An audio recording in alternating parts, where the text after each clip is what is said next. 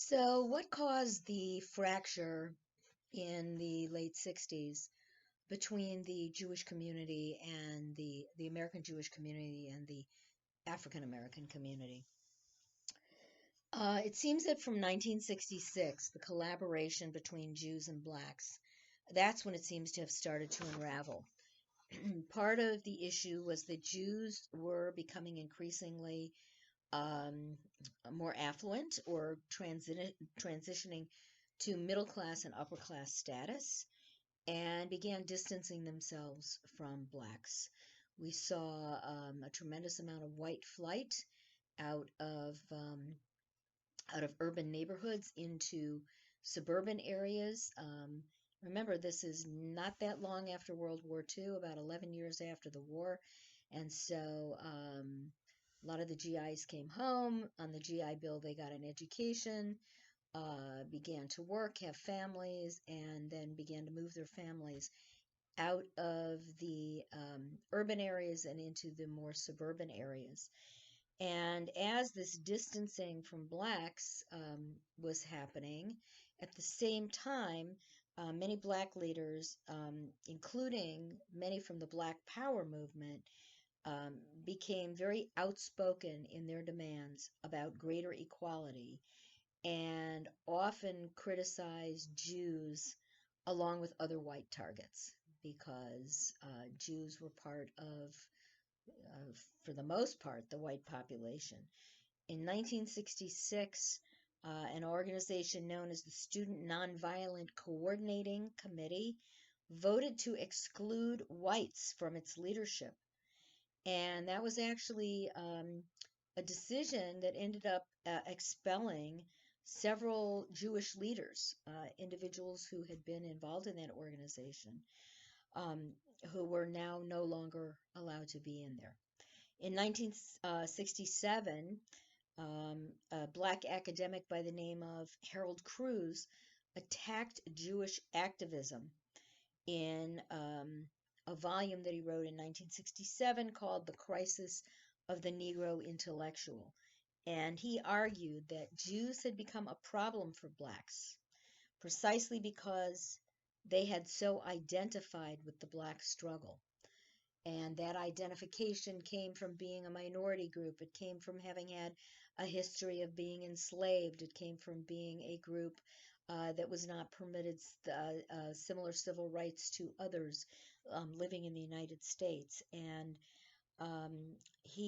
but his argument was very interesting in that he said that because Jews uh, had so identified with the plight of the black struggle, that Jewish involvement in interracial politics had um, really impeded the ability of African Americans to create an ethnic consciousness that Jews had somewhat not necessarily taken over, but not allowed blacks to really develop this consciousness of what the Black American is all about. And for Cruz, as well as other Black activists, the role of American Jews as this political mediator between blacks and whites, which they often did because Jews were white and a minority and could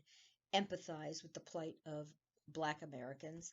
That was, they thought it was fraught with some serious dangers to everybody who was concerned, and that kind of relationship had to be terminated by blacks themselves. So we saw the Black Power movement arise and the beginning of the disintegration of what had been a relatively supportive relationship between American Jews and American blacks. There's also a group which many of you may have heard of known as the Black Hebrew Israelites. And these are groups of people, mostly Black American ancestry, who are situated mostly in the Americas, in the United States, but the other Americas as well. And they consider themselves to be descendants of the ancient Israelites. And to varying degrees, they adhere to Jewish practice along with Christian practice, though mostly they get their doctrines from Christianity and Christian resources.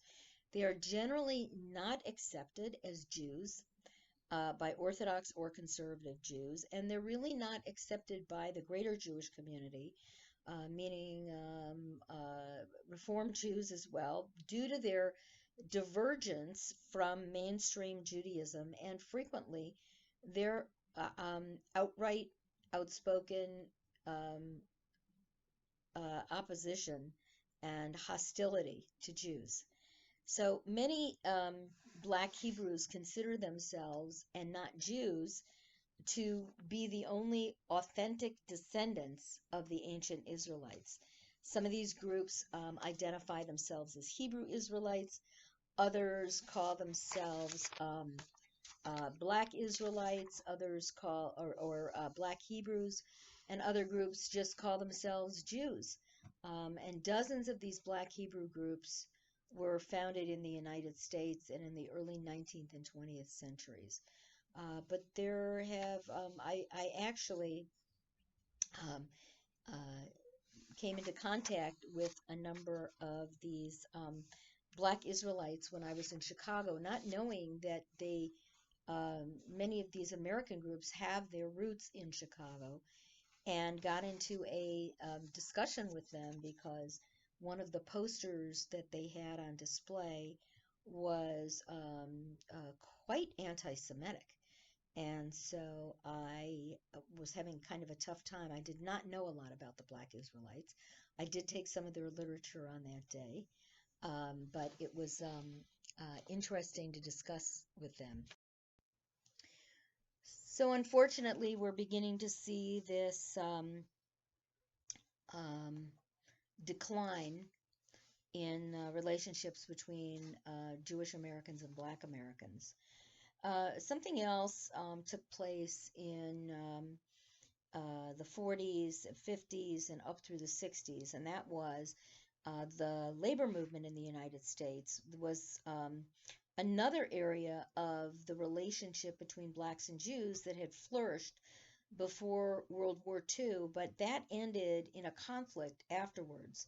In the early 20th century, one important area of cooperation were attempts to increase minority representation in the leadership of the UAW, of the United Auto Workers.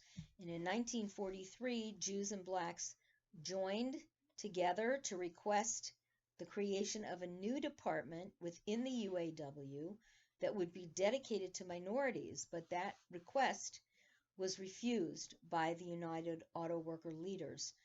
And in the immediate post-World War II period, Jewish Labor Committee, the Jewish Labor Committee, the JLC, was founded, and actually it was founded before in 1934 to fight Nazism in Germany, and they formed a couple of committees to combat racial intolerance in the United States and Canada as well. And the JLC, the Jewish Labor Committee, which had local offices in a number of communities in North America, helped also to found the United Farm Workers and campaigned for the passage of fair employment practices in the state of California.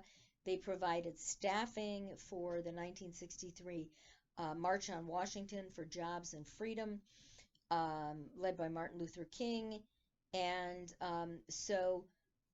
in the early years of the labor movement, Jews were intrinsically involved in fighting for the rights of other minorities as well. But beginning in early 1962, allegations were made by the NAACP that since the 40s, the Jewish Labor Committee had also defended anti-Black discriminatory practices of the unions in the garment and the building industries. And that claim was made by Herbert Hill, who was part of the NAACP. He was the NAACP labor director, And he claimed that the Jewish Labor Committee changed a black and white conflict um, into a black and Jewish conflict. He said that the Jewish leaders of the International Ladies Garment Workers Union um, were anti-black, were practicing racial discrimination, and there were some distorted government reports that came out, but they distorted government reports about this black discrimination, and they failed to tell the union members the truth.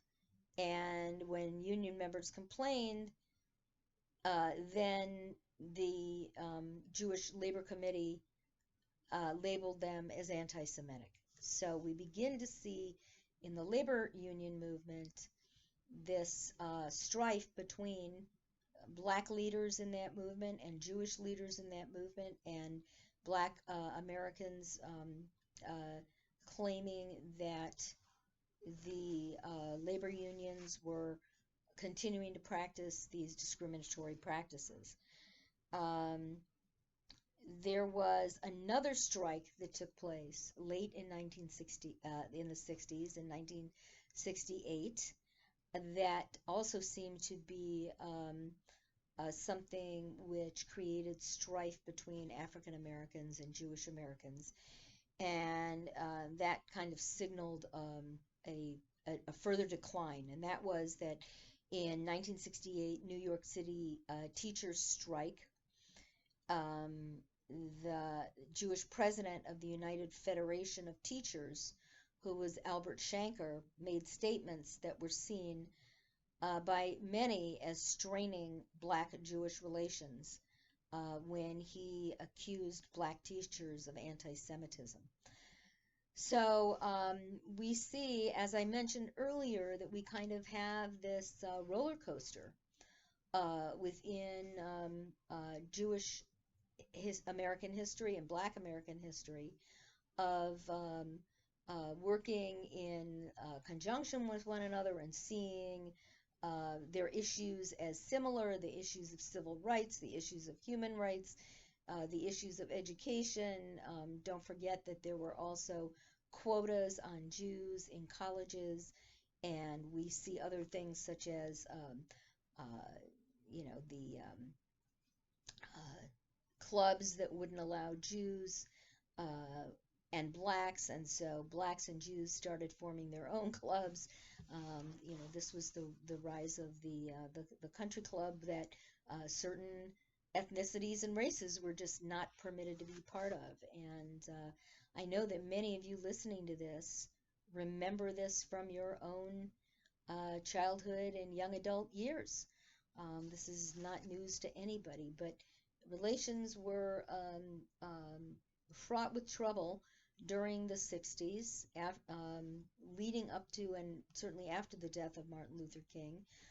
But then again, claims of anti-Semitism, claims of, the black Hebrews were not permitted to make Aliyah to Israel because they weren't considered true Israelites and true Jews, and as a result, the black Israelites and the black Hebrews blamed that on American Jewry. And so we'll talk about that next time as well. So we have this roller coaster ride. Good relationships, not so good relationships. Good relationships, not so good relationships. Individuals like Rothschild from the Temple in Atlanta, who, despite claims of discrimination, continue to fight for civil rights for African Americans until the day that he died, and despite this horrible bombing of his synagogue because of his involvement in the movement. So that takes us up through the late 60s. And when we meet again next Tuesday, we're going to talk about some other issues in the African American and Jewish American relationship.